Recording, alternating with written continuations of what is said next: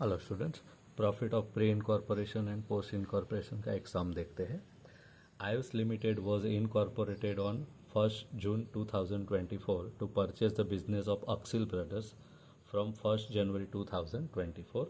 Following particulars have been recorded in the books of accounts of Ayush Limited for the year ending on 31st December 2024. Total sales of the year was rupees 24,84,000. Sales proportion of average sales of first, second, third and fourth quarter was 2 gem, 3 gem, 4 gem, 5.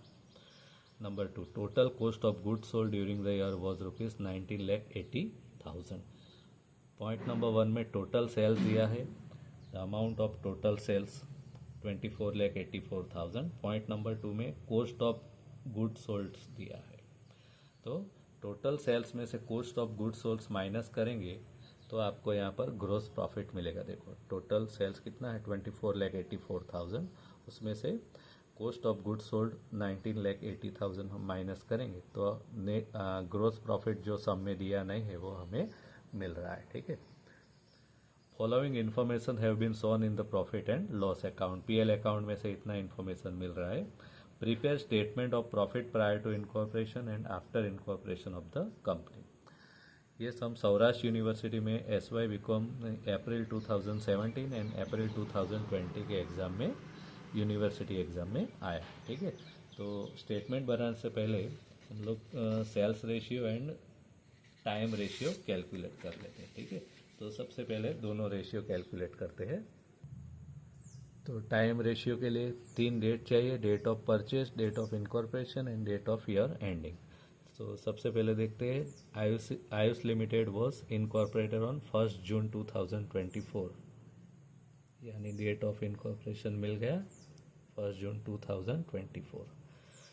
To purchase the business of अक्सिल brothers from 1st January 2024, date of purchase मिल गया 2024।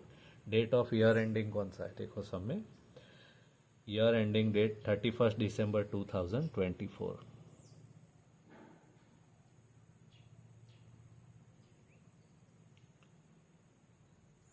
तो यहाँ से यहाँ तक का जो पीरियड है वो प्री इनकॉर्पोरेशन में जाएगा, यहाँ से यहाँ तक का जो पीरियड है वो पोस्ट इनकॉर्पोरेशन में जाएगा। ठीक है, तो कितने मंथ होते हैं वो देख लेते हैं। प्री में जनवरी से स्टार्ट करते हैं,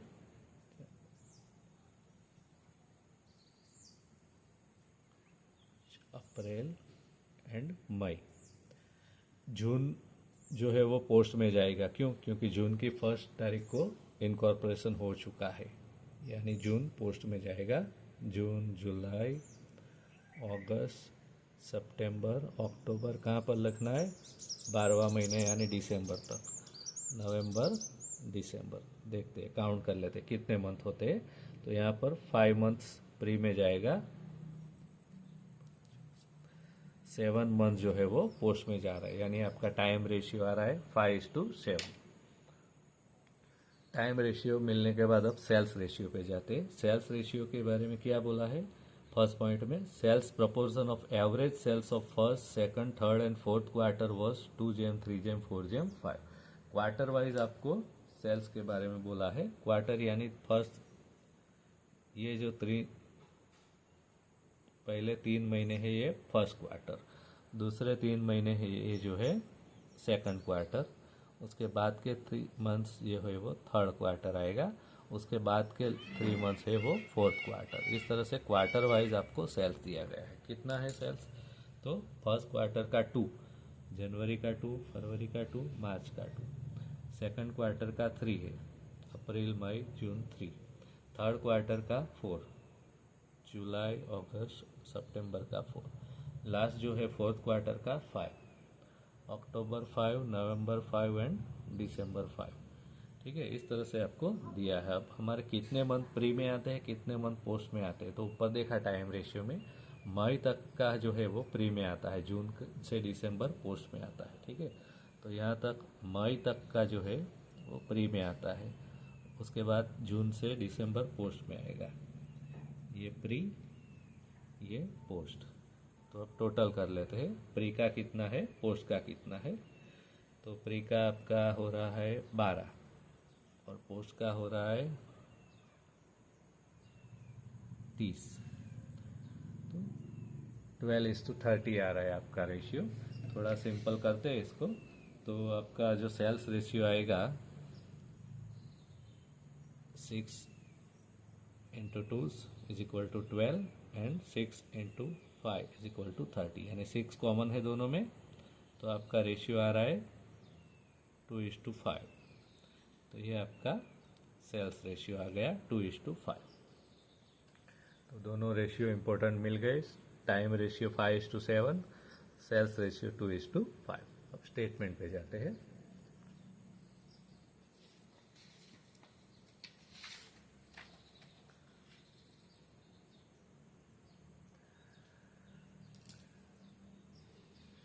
तो देखिए आपकी स्क्रीन के ऊपर स्टेटमेंट रेडी है, समझ लेते हैं। सबसे पहले ग्रोस प्रॉफिट की बात करेंगे। ग्रोस प्रॉफिट सब में दिया नहीं था, हमने कैलकुलेट किया 5,04,000। ग्रोस प्रॉफिट जो है वो सेल्स के हिसाब से डिवाइड होगा। सेल्स रेशियो 2:5 है, तो 1,44,000, 3,60,000। उसके बाद सैलरी 1,08,000, सैलरी टाइम के हिसाब से डिवाइड होगा, तो टाइम का रेशियो किया था 5:7, तो प्री में 45,000, पोस्ट में 63,000। उसके बाद डायरेक्टर फीस ऑलवेज पोस्ट में जाएगा, तो 14,400। कमीशन ऑन सेल जो है वो सेल्स के हिसाब से डिवाइड होगा, तो 25,200 है, तो सेल्स रेशियो 2:5 के हिसाब से 7,200, 18,000 आएगा। बेड डेप्स, अगर कोई इन्फॉर्मेशन नहीं दिया गया है तो बेड डेप सेल्स के हिसाब से डिवाइड होगा। 8,400 जो है सेल्स के हिसाब से, प्री में 2,400, पोस्ट में 6,000। डेप्रिसिएशन टाइम के हिसाब से डिवाइड होगा, तो प्री में 12,000, पोस्ट में 16,800। एडवर्टीजमेंट है वो सेल्स के लिए होता है, तो सेल्स के रेशियो के हिसाब से डिवाइड होगा 2:5 में। प्री में जाएगा 3,600, पोस्ट में जाएगा 9,000।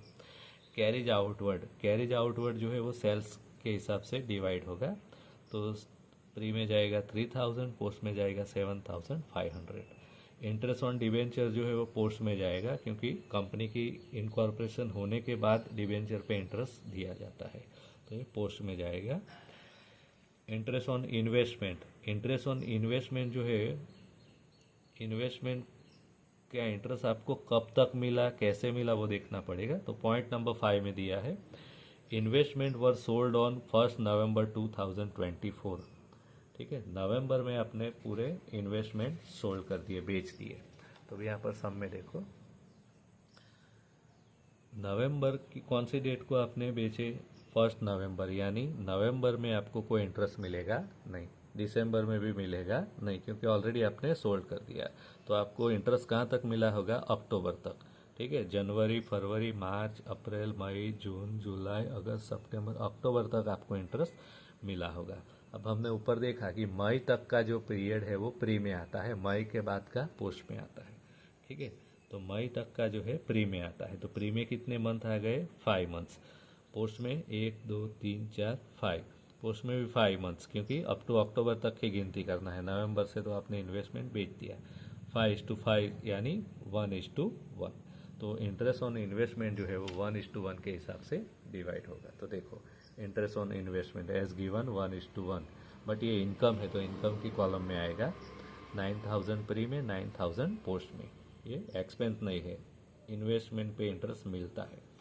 ऑफिस एक्सपेंसेस जो है वो टाइम के हिसाब से आएगा, प्री में 18,000, पोस्ट में 25,200। Loss on sale of motor, आपने मोटर कब सेल किया, पॉइंट नंबर 4 में दिया है, मोटर वॉज सोल्ड ऑन 22 अगस्त। जो अगस्त मंथ है, तो अगस्त मंथ कब आ रहा है आपका, प्री में या पोस्ट में, पोस्ट में। तो मोटर आपने पोस्ट में सेल किया, तो उसका जो लॉस है वो भी पोस्ट में ही जाएगा। तो loss on sale of motor as given post में जाएगा 9,000। Interest paid to the vendor को आपने जो इंटरेस्ट पेड किया है 21,600। ठीक है, ये कैसे जाएगा, तो इसके बारे में इंफॉर्मेशन दिया होगा कि आपने परचेज प्राइस कब पे किया। तो देखो पॉइंट नंबर 6 में दिया है, purchase consideration was paid on 1 October 2024।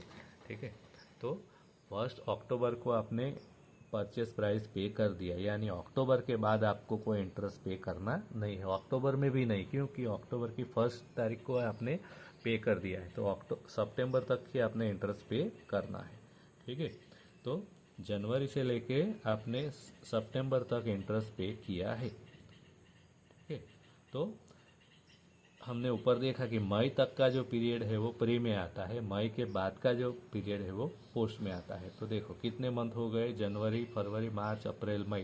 Pre में 5 मंथ्स, पोस्ट में जून, जुलाई, अगस्त और सितंबर तक ही लेना है तो 4, यानी 5:4। तो इंटरेस्ट जो है paid to the vendor as given 5:4 के हिसाब से, प्री में 12,000, पोस्ट में 9,600। ठीक है, तो इस तरह से सभी एंट्रीज कर देने के बाद नेट प्रॉफिट फाइंड करना है। नेट प्रॉफिट के लिए क्या करोगे, इनकम साइड का टोटल करेंगे। सबसे पहले प्री का 1,53,000 ये एक्सपेंस साइड पे लिख देंगे और उसमें से सभी एक्सपेंसेस माइनस करेंगे तो आपका आंसर आ जाएगा नेट प्रॉफिट 49,800। उसी तरह से पोस्ट के लिए तो इनकम साइड का टोटल करेंगे 3,69,000, यहाँ पर लिख देंगे एक्सपेंस में 3,69,000। ठीक है, उसके बाद ये सभी एंट्री जो है एक्सपेंसेस की माइनस करेंगे तो आपको नेट प्रॉफिट मिलेगा 1,60,500। तो ये आपका पोस्ट का नेट प्रॉफिट है, ये प्री का नेट प्रॉफिट है। तो यहाँ पर ये सम कंप्लीट होता है।